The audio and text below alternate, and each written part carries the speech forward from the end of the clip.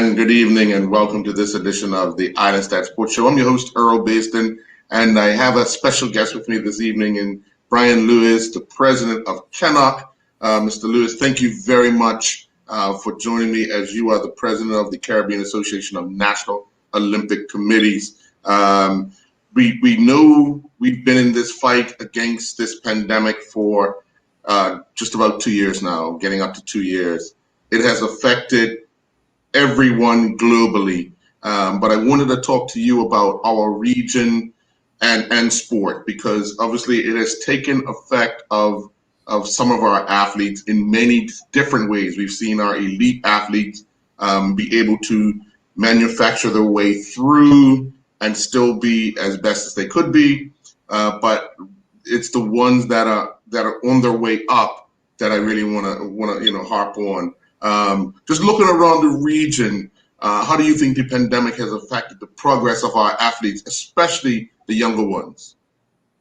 Okay, first off, thank you very much for having me. It's always an honor and a privilege, and from the perspective of the Caribbean Association of National Olympic Committees, it's good to interact across the region. Let me first off do some housekeeping, as I said. Let me again, this is the first time I think I've been on a Bermuda program.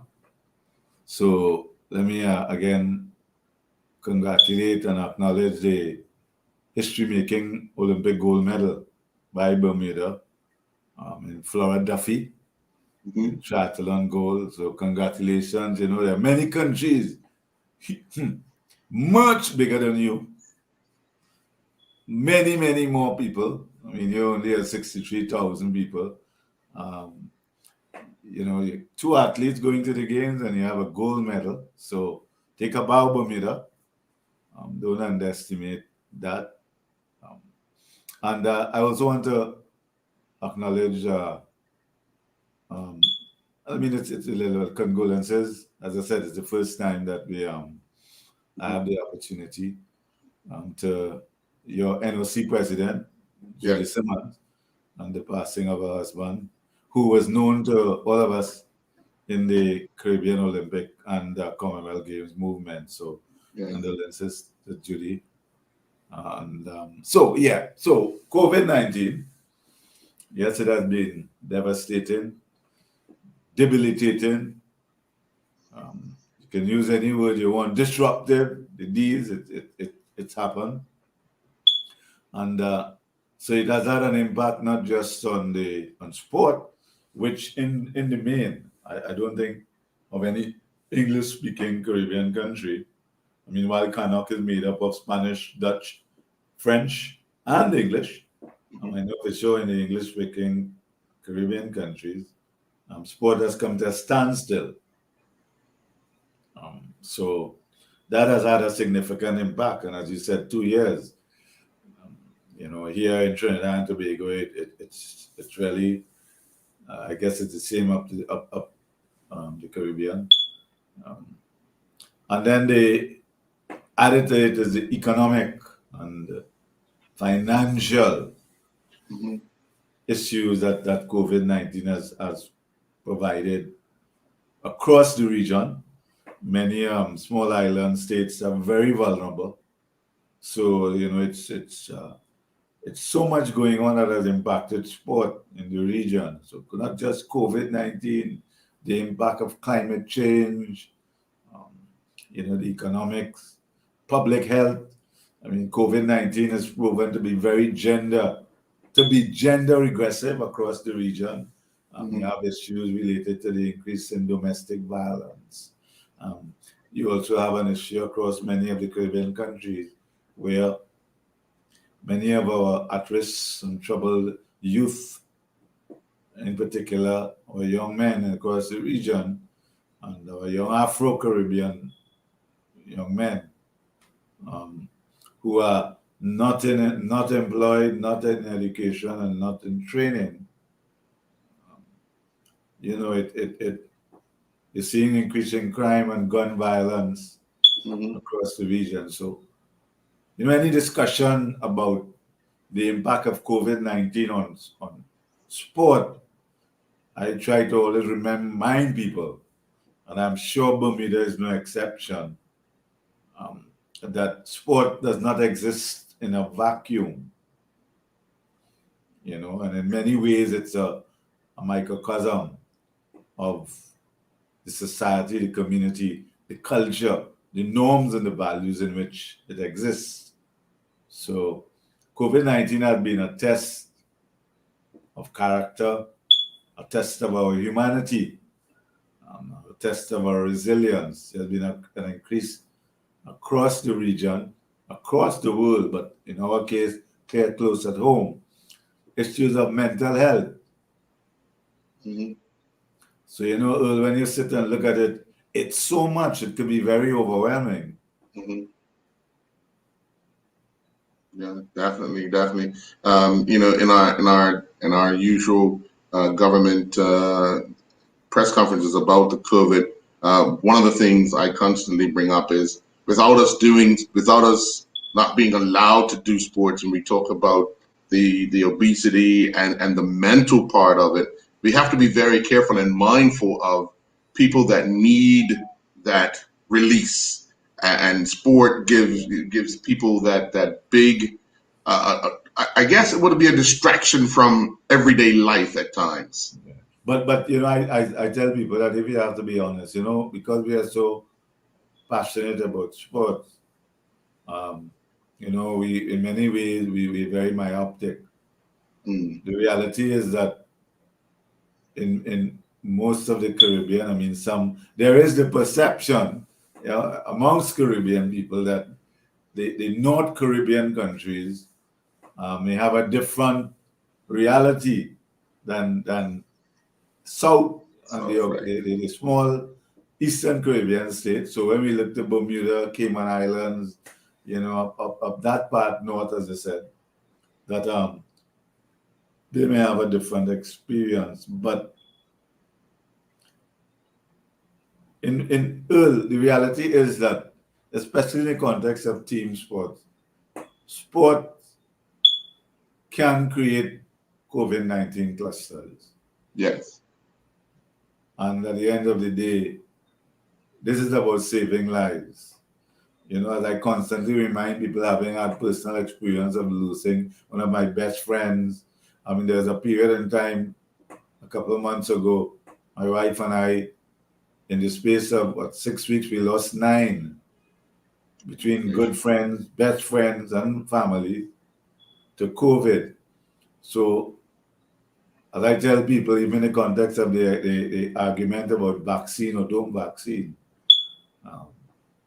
I have a different perspective. I am very clear in my head that COVID-19 is here to do one thing and one thing alone, and that's to kill us. And people tell me they don't believe in vaccines, they don't believe in this. I say, listen, man, this thing is not a religion. You ain't got to believe in nothing. This thing come to kill.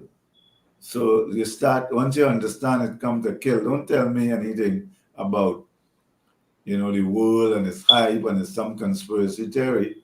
5 million people around the world have died. Across the Caribbean, you were just at 80 something. In Trinidad and Tobago, 1,500. So let's, start from the context that this thing is a killer. We have a killer amongst us, in our midst. How are we going to deal with it, and what are the tools we are going to deploy to deal with it? And in the course of coming to kill, it's devastating our public health system. It's devastating our economies and so our social fabric. So let's start with that. And once you put that lens on, you put things in perspective. And unless the sport organizations and sports administrators and sports stakeholders in the region, throughout, in every country, can assure the citizens of the country, the health authorities, that we can safely hold sporting events, we have to understand there is no I in team. We all have to be in this. This is a war. Definitely, definitely. Well, recently we saw the conclusion of the Olympic Games and the Paralympic Games. Are you satisfied with the showings of the national athletes around the region? Oh, of course, man. Given the circumstances, given the fact that most of our athletes in this region, with few exceptions, were severely impacted Hmm. by COVID-19. Financially, lockdown, some people couldn't train for months. So to still stick it out, withstand death, all sorts of things inside people's families, and still, have the focus, the character, the determination, and the dedication to represent your country at a games that most people outside the Olympic movement didn't want, felt was craziness, Hmm. madness, irresponsible, reckless. But to stay focused and go and represent your country, and in a number of cases, win, medal, make finals, do personal best, set national records.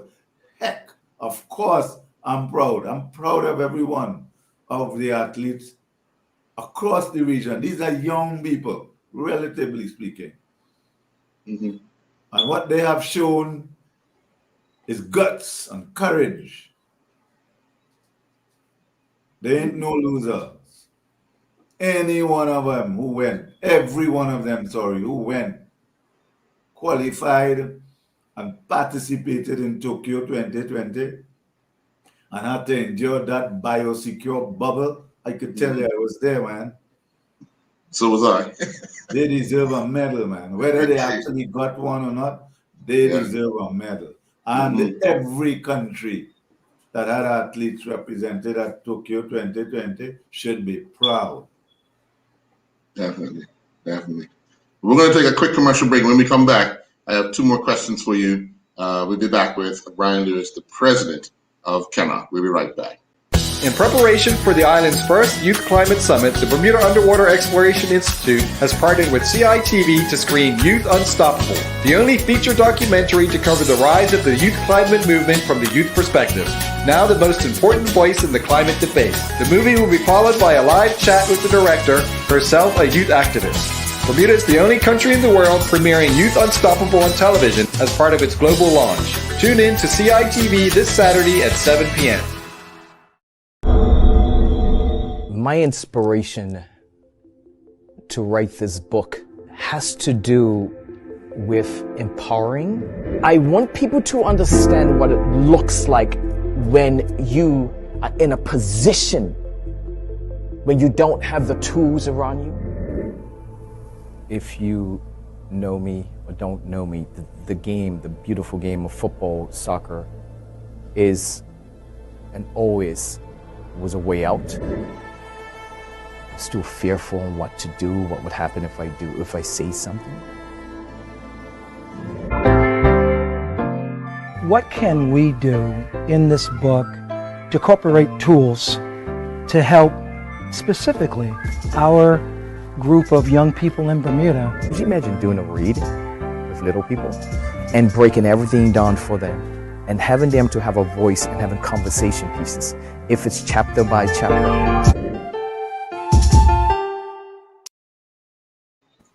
And welcome back. Well, Mr. Lewis, how would you advise other NOCs to address young athletes who may be interested in choosing sport as their discipline, but with the layoff have put other thoughts in their minds, i.e., just going away from doing anything activity wise and just doing so many other things? It's a challenge, man. Inactivity. The last 2 years, It's the computer, it's a laptop, it's a smartphone. And National Olympic committees and their affiliate members have to be real. They have to be realistic. It's a fact that if let me put it this way, a lot of anti-sports habits would have been built up in the last 2 years. Mhm. It- Yeah. it- so that those habits have to be broken. So a lot of people have to be retrained. I mean, it's, they're saying you use it or lose it. Mm-hmm. So you have to start there. You have to start.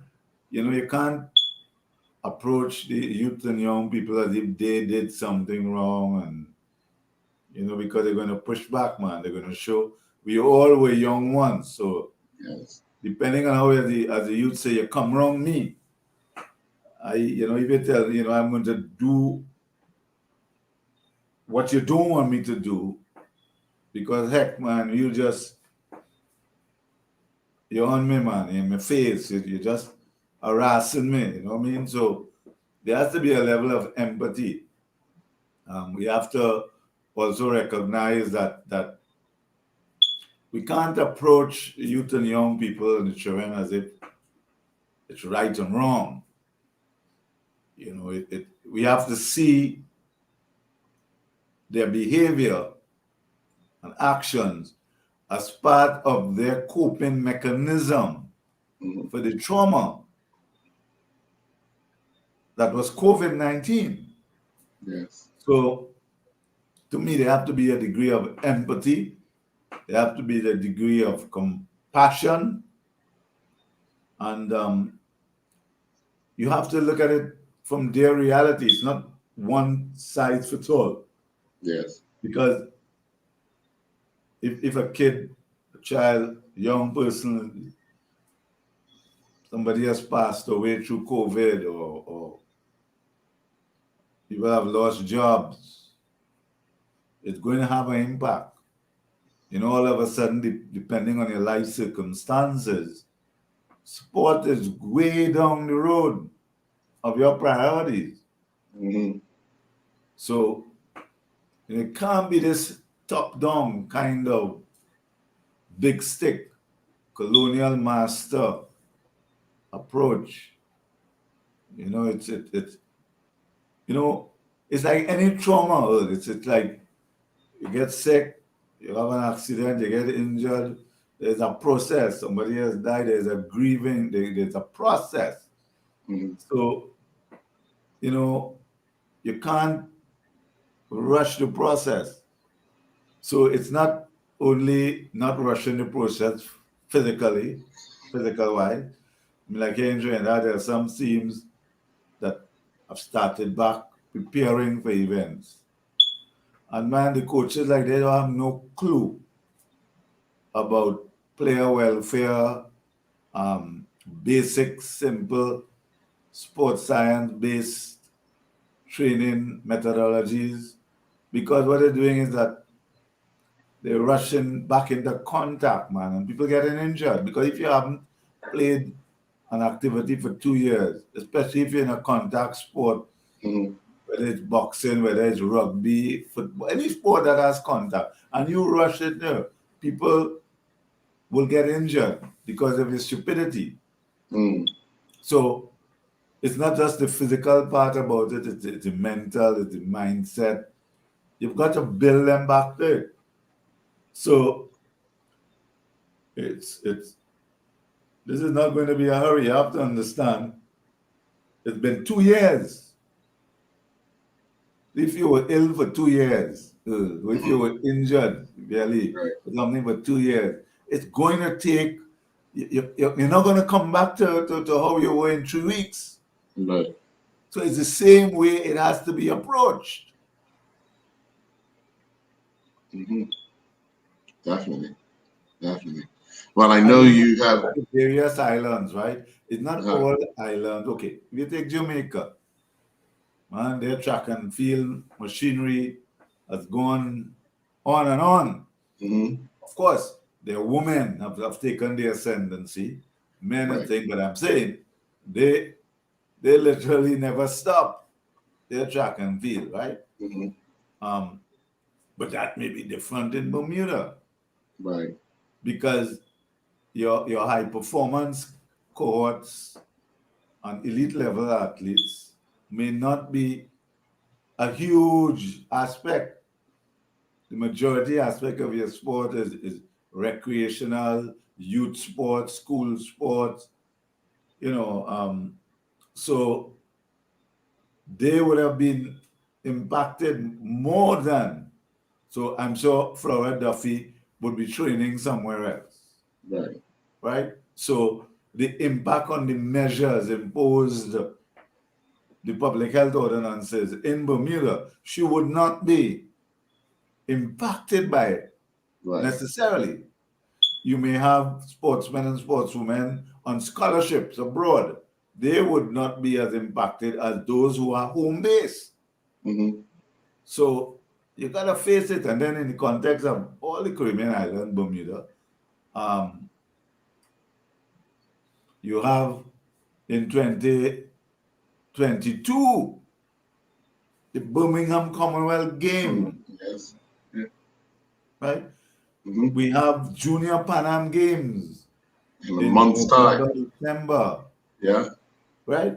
Of course, track and field, I don't know, you have World Championship, you have FINA Swimming Championship. Yes. So again, it's not that we don't have engagement, but how do we prepare? So as I said, like in Trinidad and Tobago, the Ministry of Health made certain allowances in accord with the COVID-19 measures. Only national team, national level athletes preparing, like when they were preparing for the Olympic, could train.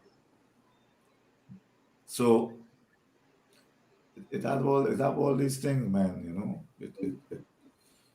Well, yeah. Well, I do want to thank you very much for your time. And before you go, I want to send out condolences to you and your family on the losses of family and friends. I know this pandemic has taken the world by storm, and it really hits home when it's someone close to you that has been affected by it. So I want to send the same condolences that you had for our NOC president, Judy Simons, as she laid her husband to rest today. It's going to be here for quite some time, and we have to learn how to adjust our lives in order to get back to some form of normalcy. And as you said, it's been 2 years, so don't expect to get it back in 2 weeks. So let's all be patient. I just want to say to the Bermuda Olympic movement and Commonwealth sports movement, notwithstanding the challenges, let's find a way to reboot, to restart, to rebrand, to re-image, and be indomitable. There's a silver lining at the end of the dark cloud, and we have to provide the youth and young people, in your case in Bermuda, with the hope and the direction and the clarity. There will be a morning after COVID-19.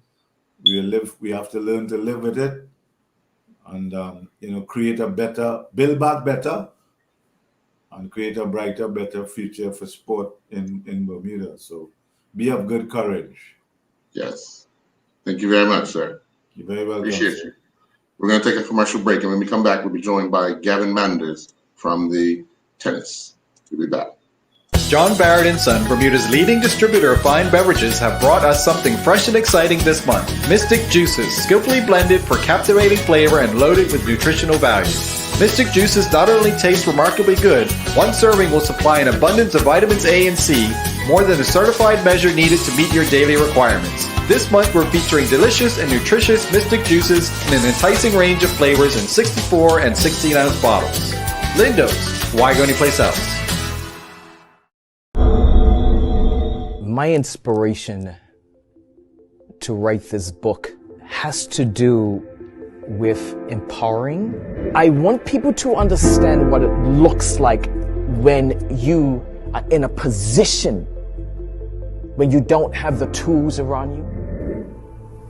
If you know me or don't know me, the beautiful game of football, soccer, is and always was a way out. still fearful on what to do, what would happen if I say something. What can we do in this book to incorporate tools to help specifically our group of young people in Bermuda? Could you imagine doing a read with little people and breaking everything down for them and having them to have a voice and having conversation pieces, if it's chapter by chapter? And welcome back. We'll be joined by Gavin Manders shortly. Earlier today, the premier during the COVID-19 press conference update had a message for sporting bodies. I'm going to play his brief announcement about sports, and then I'll get back into it after we finish with Gavin Manders. But this is the premier earlier today. Of Youth Culture and Sport, the Honorable Ernest Peets, also advises that sports is moving to stage 3 of return of play, which is competitive training to prepare for competition. I can also report that the ministry has informed the Bermuda Football Association that it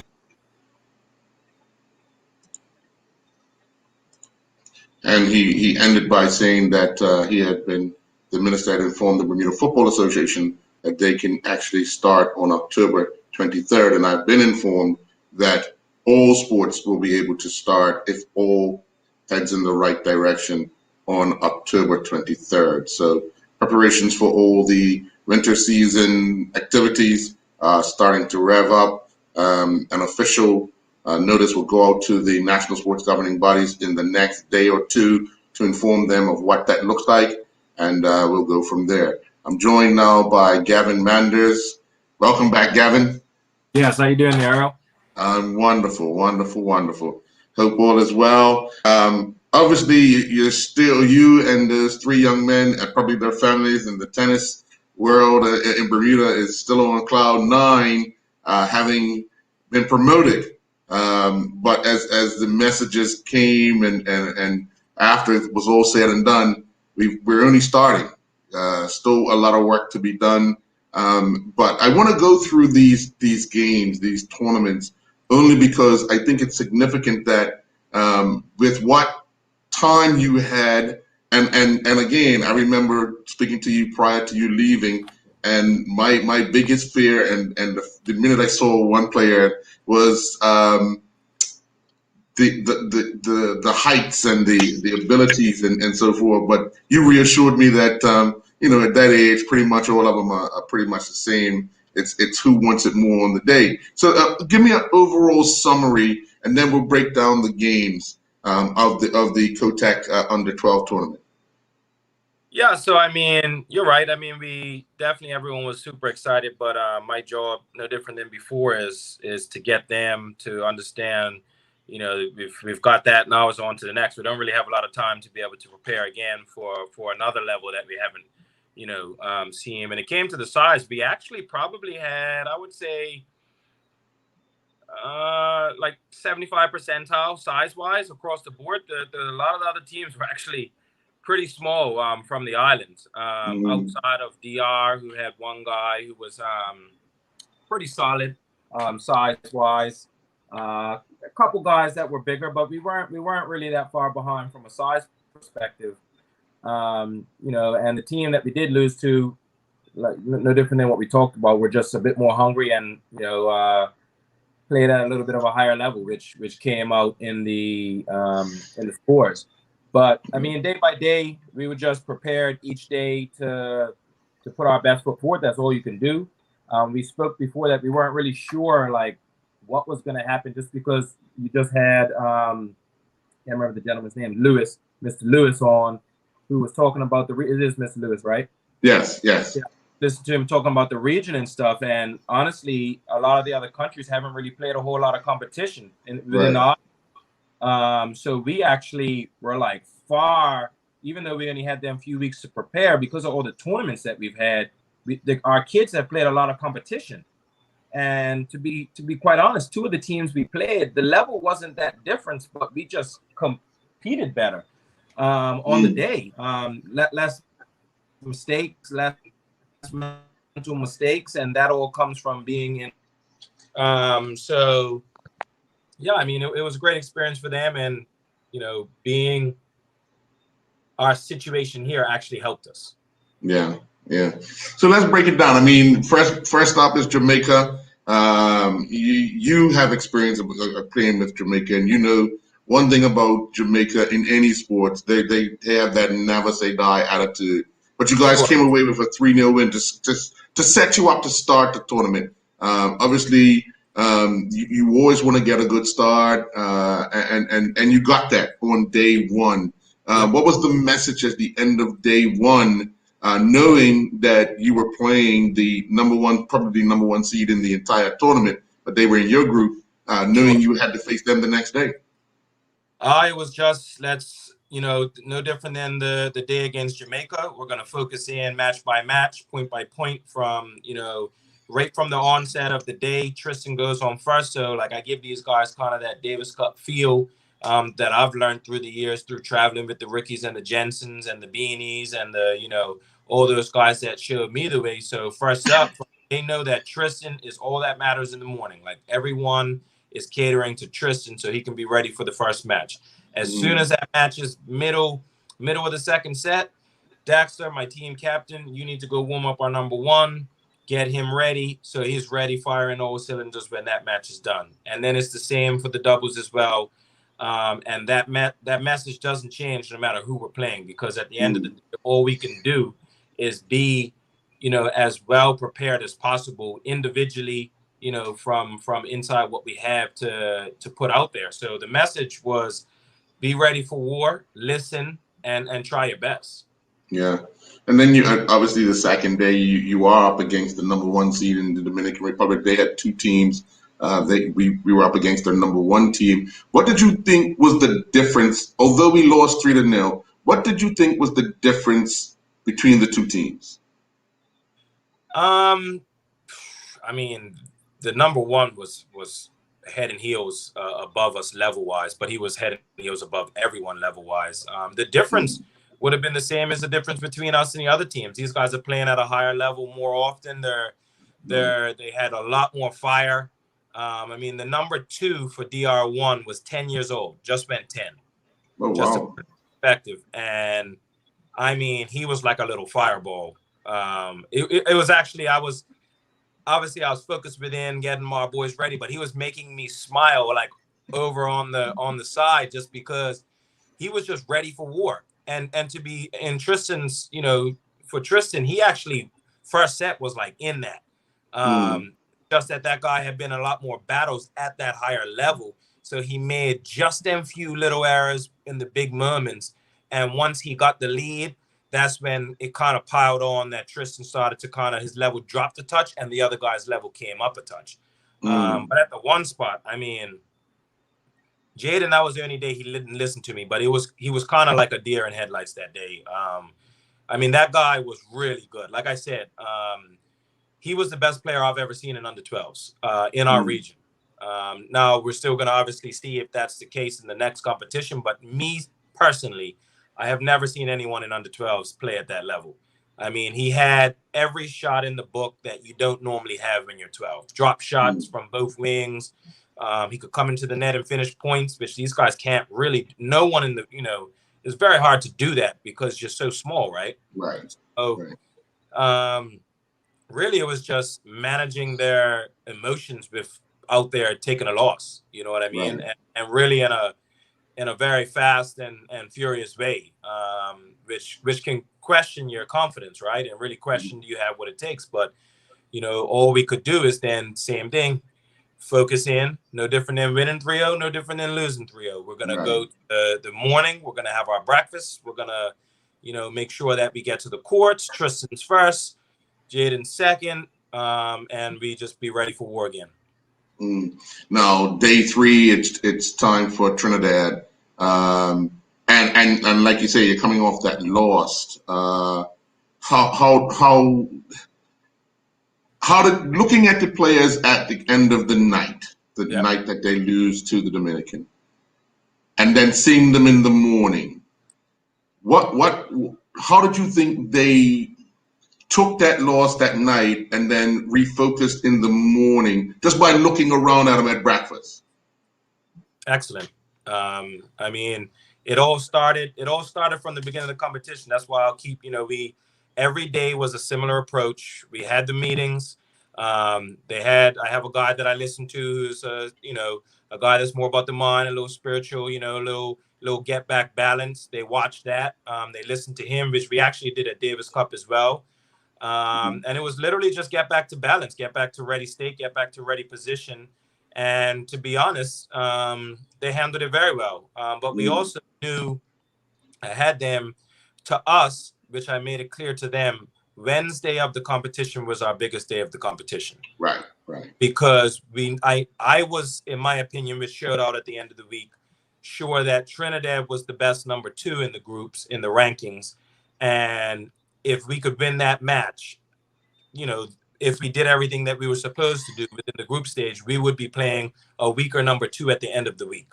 Right. So our whole focus was, they knew that I was pretty, I wasn't playing around that day. And, I was pretty hard on them and pretty tight, but we still keep it light in the mornings and keep it fun. And, we came out with another dominating victory that day. The boys really answered the call. They listened. They did everything I asked of them, and they deserve all the credit. Now, let's talk a little bit about, because you had them talk about their matches after. I think that helped them to understand, because we saw the day 1 conversation. Sure. And the day 2 was leaps and bounds a lot better, because I think they were more comfortable in talking about just their game. Sure. I mean, doing that, do you think that helped them to mature over the course of the event and help them to understand how to carry yourself, how to relate to a win and a loss, and not be one that's just going to sit over in the corner and sulk if you do end up losing? Yeah, I mean, that's why it's there, right? That's why we've done it for all the years of Davis Cup. I've brought it in to a lot of the juniors. I'm pretty sure that some of the other coaches do as well. But it's, each player gets to talk about the other player's match. And that's also something that, is good if you're willing to listen, to hear the constructive criticism from another person, maybe something that you don't see.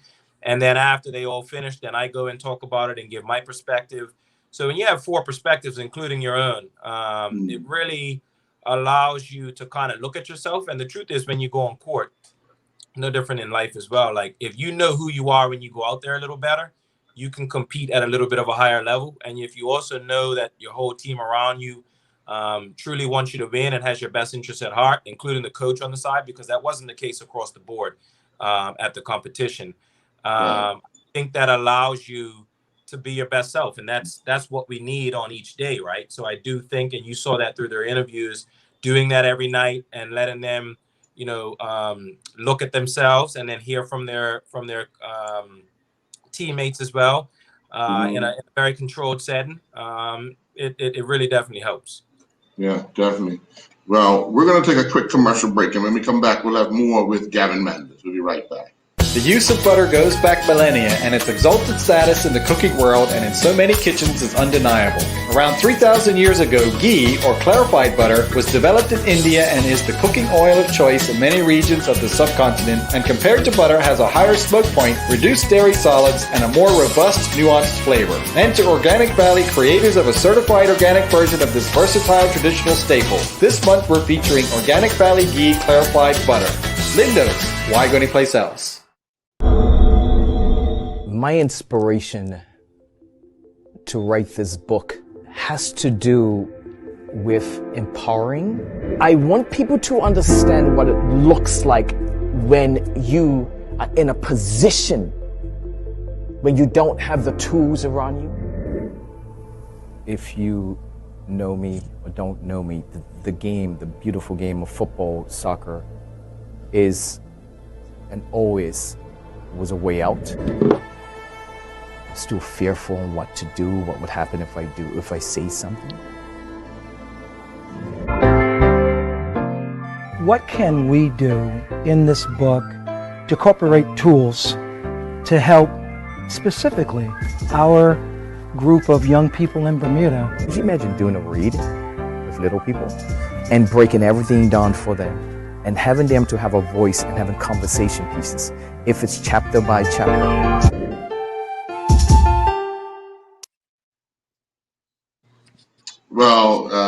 Gavin, when we look at that playoff, the one-game playoff that you have for the promotion spot, how do you keep? Because obviously the boys know that if they win, they advance, and it's got to be exciting that they'll get another opportunity to not only play in another tournament but travel to play in another tournament. So how do you keep them calm enough, especially the night before, because with nerves comes that excitement. Sure. Yeah, I mean, I know it's kind of like, strange, but the answer doesn't really change. It's get them back focused. The meeting, obviously, it was a little. I will say the meeting was a little bit more giddy, and the kids were, the energy was a little higher. But just reeling in and letting them go out and have the fun with it. They were super excited. I actually let them that night go and play some handball, and they were doing some other type of stuff in the parking lot. So the kids, so that they kind of forgot about the fact that they had a big match the next day. But it was just letting them be kids for that period, but then also honing in and letting them know, look, we could literally do all this week, and if we lose tomorrow, I mean, technically, for what our goal was, it doesn't matter. We go home without promotion. You guys don't get another trip. You don't get a chance to miss another week of school. To play tennis every day. We're in bubble, so we're kind of removed from COVID, even though, like, obviously being in the bubble and all that type of stuff makes that it's going on. But just having to be in the hotel and then in a bubble and then at the courts, it lets you just focus in on tennis. So, I mean, that truly is, that was something that I made sure that we talked about every night, so that we kept in perspective how thankful and how blessed we were to be able to be there. And that's what also helped, hone in, look, you want another one? And they're all pretty good. I mean, they're all very good listeners, all different personalities. Tristan was a little more on the quiet side, but he was very, very well articulated, very, very good thinker, very good listener. Jaden, similar-ish, but a little more outgoing. And then Dexter's kind of like our fireball, which is how, he made the team. And that camaraderie and team we just made sure that we were tight and still keeping it as light as possible, but still very focused on the day. And it just went back to, because you do it every day, and that's in everything, right? Especially within training and all that. We focused in. Tristan, you're the main focus in the morning. I actually, I didn't get to talk to you much about it when we were down there, but I took them on stadium court that day and warmed them up individually myself that day, which most didn't know, and they were focused. I mean, being in that stadium and then playing with me, I mean, Tristan's footwork from the beginning, I mean, you would have thought he was a machine.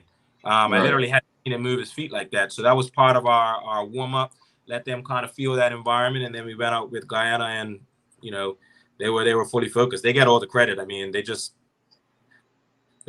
listened well, they played well, they did all the work. I sat on the side and just kept them as balanced as possible. Right. Now, obviously, it's a trying time coming up because they go back. They're all under 12.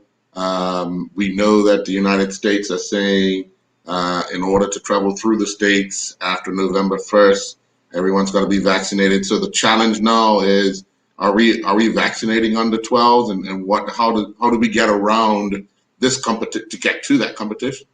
Sure. I actually didn't know that information, so that's new to me. But I will be sure that we'll look into to figure out, obviously, us as the federation, the BLTA, who are the ones that chose me to go on the trip, as well as, obviously a little bit of push within the parents, because two of the kids I coach quite consistently myself, and Tristan plays down with Terry most of the time at Tucker's. But we will figure it out. I mean, at the end of the day, it's how do we get there? We can only, no different than before the competition. I spoke to you. Whatever we can control, we'll make sure that we, we focus in on that and do what we can. And whatever's out of our control kind of just is what it is, So hopefully we'll be able to get all of that sorted. We'll definitely have a conversation with the parents. And I'm sure the BLTA will look into how we make sure that we're available to play in the competition now that we've made the regional final.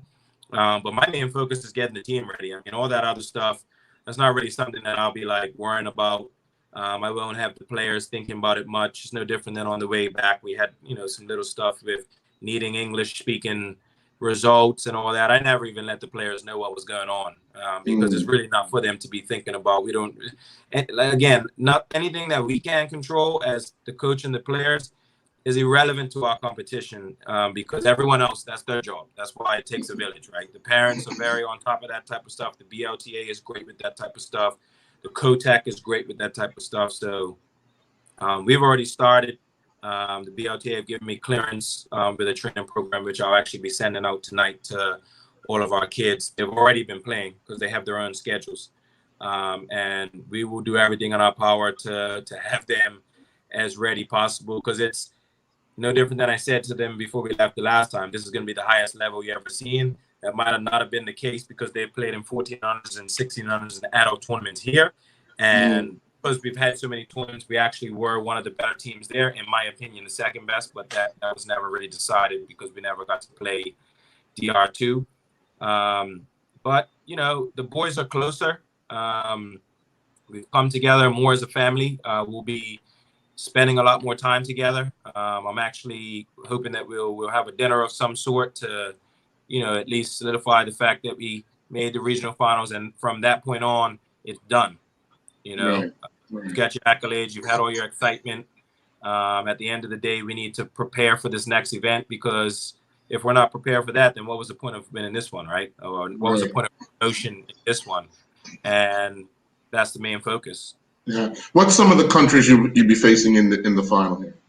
I haven't been told. I actually sent a message to Rick last night because the tournament referee wasn't really sure at the end of the competition. I do know that it will be 3 of us, 2 from Mexico, and then from my understanding, I'm not sure if it's 16 boys team or 16 teams altogether, but it will be finalists from the other sub-regions. I don't have that information. I'll make sure that I get that as soon as I'm aware. I do know that whoever they are will be a very high level, and my job will be to get these guys to play with as high a level as possible while we're here. Which, for example, today, Jaden Jones was hitting with Tariq. So I have Tariq around that will be a part of this training regime to give them a speed so that they can start to understand because.